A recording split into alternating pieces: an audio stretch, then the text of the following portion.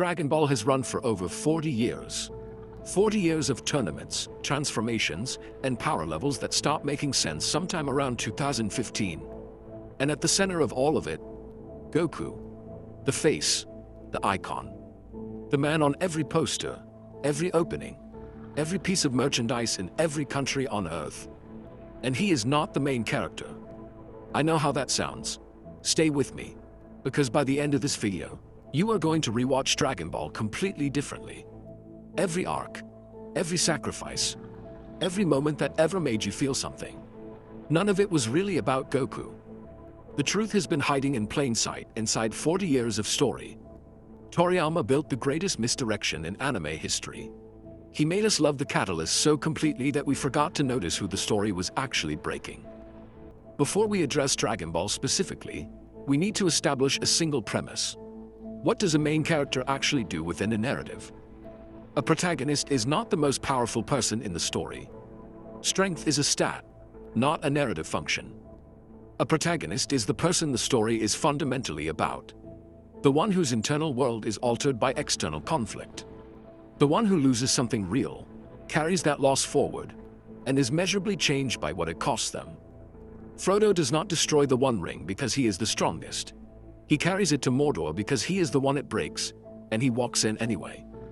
Walter White is the protagonist of Breaking Bad not because he wins, but because we observe his moral architecture dissolve in real time, choice by choice, and cannot disengage from watching it happen. By that definition, who is Dragon Ball actually about? Goku's emotional register across Dragon Ball Z and beyond remains remarkably and intentionally consistent. Joyful, intensely focused when challenged, and eagerly anticipatory toward strong opponents. Where Goku does experience loss or grief, he engages with it and moves through it, rarely allowing it to alter his foundational character. This is not a writing failure. He does not carry grief forward as accumulated weight. He processes loss, including the deaths of Bora, Krillin, and the specter of entire destroyed futures, and releases it. The rage that produces his Super Saiyan transformation is real and shattering. But he does not allow it to define him the way it defines Vegeta, Trunks, or Gohan. He returns, every time, to the smile. That is not a writing failure. Toriyama designed Goku as a narrative constant, an immovable force that functions to reveal the nature of every character positioned around him. Every significant character in Dragon Ball is partly defined by how they respond to that constant, which makes Goku a catalyst. And the question of whether that makes him a protagonist deserves its own argument, which positions Goku as something rarer and more structurally interesting than a conventional protagonist. A static, iconic center whose function is to catalyze transformation in everyone around him. Whether that makes him the protagonist depends entirely on which theory of narrative you accept. This video argues the more provocative position, and the case is stronger than it might initially appear. Drop it in the comments right now. Do you genuinely believe Goku is the main character of Dragon Ball? Yes or no? I want to see exactly where this audience stands before we go further. Because if Goku is not the protagonist, then who is? The answer begins in the single greatest arc Dragon Ball ever produced, and the evidence within it has been settling a 20-year argument without anyone fully acknowledging it. The Cell Saga is the greatest arc in Dragon Ball history. That is not a contested claim. Fans, critics, and casual viewers who disengaged from the franchise 20 years ago and still reference it as the definitive standard share that assessment without reservation. And the Cell Saga is not Goku's story. It is Gohan's. Goku spends the entirety of that arc preparing his son, training him beyond what anyone believed the boy capable of, placing his faith in a potential that Gohan himself cannot perceive or access. And the emotional climax of that arc, the scene that remains the defining moment of the entire franchise, does not conclude with Goku delivering the final attack. He steps back. He instructs Gohan to finish it, and then he dies. That is a deliberate narrative transfer of protagonism. That is Toriyama standing at the midpoint of the franchise and indicating, without ambiguity, that the next chapter of the story belongs to Gohan. The established central figure is not stepping aside temporarily. He is making way. The Buu saga then arrived, and Gohan was progressively marginalized, a product of both editorial considerations and Toriyama's own candid admission in Daizenshu 7, that Gohan's temperament, his fundamental lack of a drive to fight, made him difficult to sustain at the center of a shonen series. Toriyama chose the character the genre could use, rather than the character the story had earned. But observe what Dragon Ball did when it finally operated with genuine creative autonomy again. Dragon Ball Superhero, did not position Goku and Vegeta as its central figures. It gave us Gohan and Piccolo. And it produced the most emotionally grounded Dragon Ball film in 20 years. Because Gohan is the character the franchise was designed to follow. The true protagonist was always the son, not the father. Is Gohan the legitimate lead Dragon Ball discarded? Or is Goku simply irreplaceable at the center of the story? Drop your position below. Gohan answers part of the question. But there is another character, one the story built into something far larger than a rival was ever supposed to be, whose arc may represent the finest character writing in all of Shonen. If Gohan is the protagonist Dragon Ball chose, Vegeta is the protagonist Dragon Ball constructed, without fully intending to. Because Vegeta possesses every structural quality a main character requires, and Goku, by the transformational standard, possesses none of them. Vegeta has a wound, the annihilation of his civilization, the subjugation of his species, decades of servitude under Frieza, sustained through the fiction that it was voluntary. He carries all of it. Every confrontation Vegeta enters is, in its deepest structure, a confrontation with his own history and what he chose to do with the wreckage of it. Vegeta has a genuine transformation arc. He arrives in the story as a genocidal conqueror with complete contempt for everyone he encounters.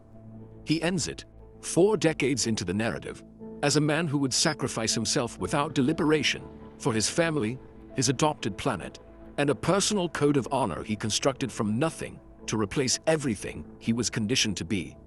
That arc stands among the finest in the shonen genre, not because he became good, because he chose to become good, through decisions that were each costly, humiliating, and entirely self-directed.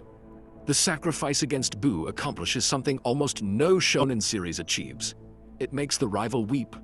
It makes the rival hold his son, tell him he is proud of him, and then choose death so the people he spent his entire prior life regarding as beneath him might have any chance of survival. Goku does not do anything equivalent to this. He cannot, because doing so would require accumulating weight across time and allowing it to alter him. Goku processes grief and releases it, still smiling. The grief, the pride, the humiliation, the rage, the slowly and painfully constructed love. The entire emotional soul of Dragon Ball resides in Vegeta.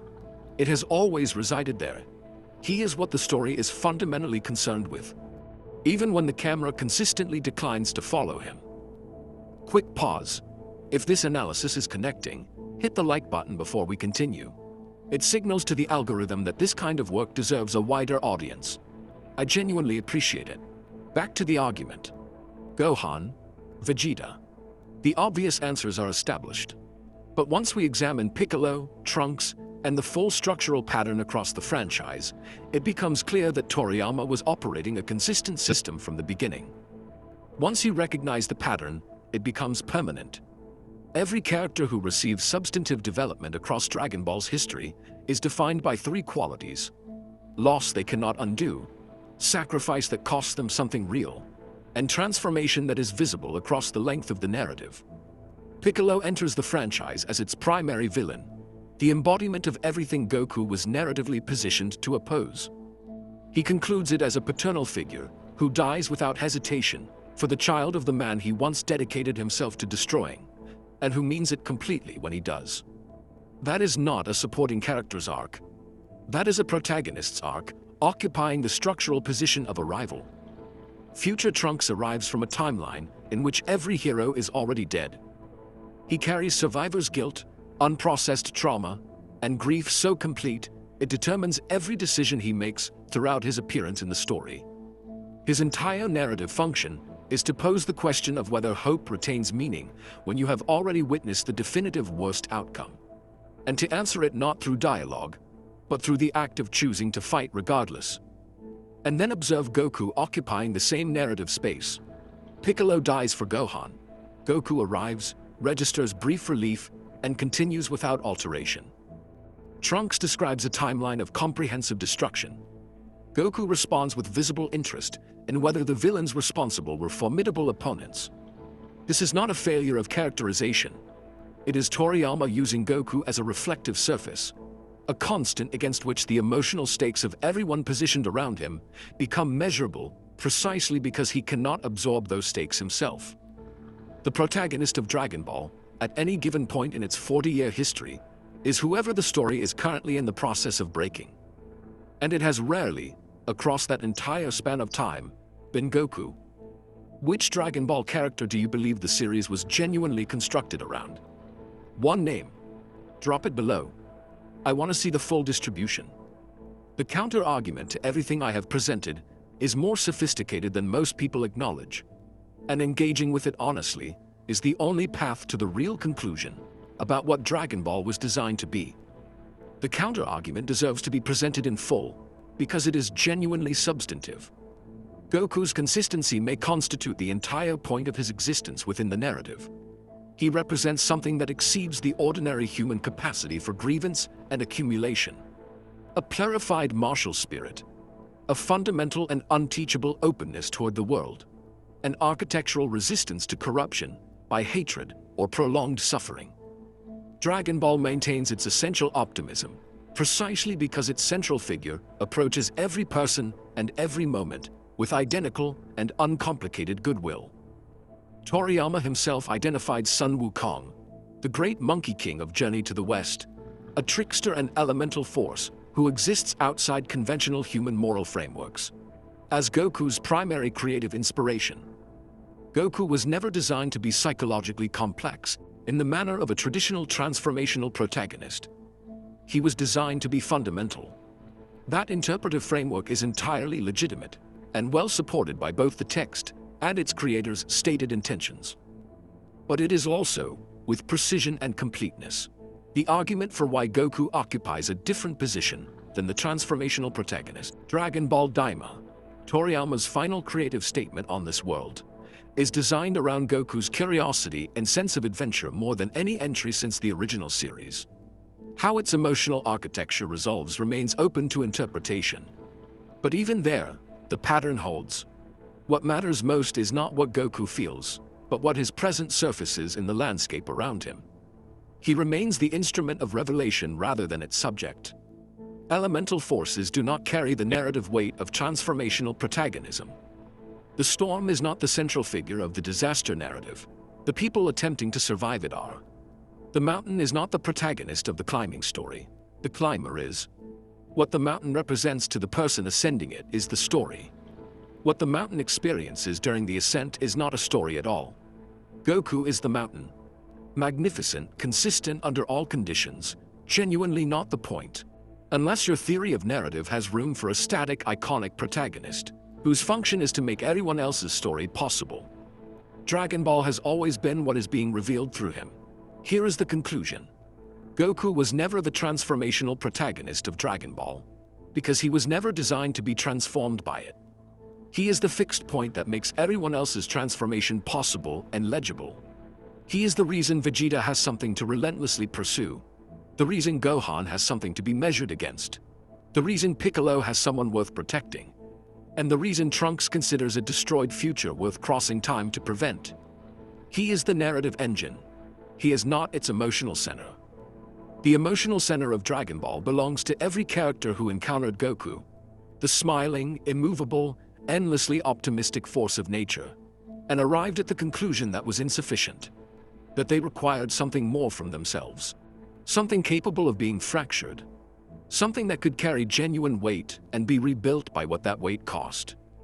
Dragon Ball is a story about the people Goku makes possible, and the essential quality of that kind of inspiration is that it originates from something external to yourself, something that does not feel what you feel, something that does not carry what you carry, but that makes you believe, through its sheer and undiminishing presence, that carrying it is within your capacity. That is Goku, larger than the narrative he inhabits, which is precisely why the narrative was never really his to own, at least not in the transformational sense. Goku is not the transformational protagonist of Dragon Ball. He is the reason the transformational protagonists matter. That is a more significant role, and a more accurate description of what Toriyama actually constructed.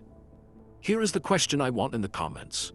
If Dragon Ball had followed Gohan after the Cell Saga as Toriyama originally intended, no Buu arc, no Super, only Gohan's story, would it have been a better series? Or does it function only because Goku remains present throughout? Your actual position. I will read every response. If this breakdown gave you something substantive, hit like before you leave. It matters more than most people realize. I am ArcEx, built for people who engage with anime the way it deserves to be engaged with.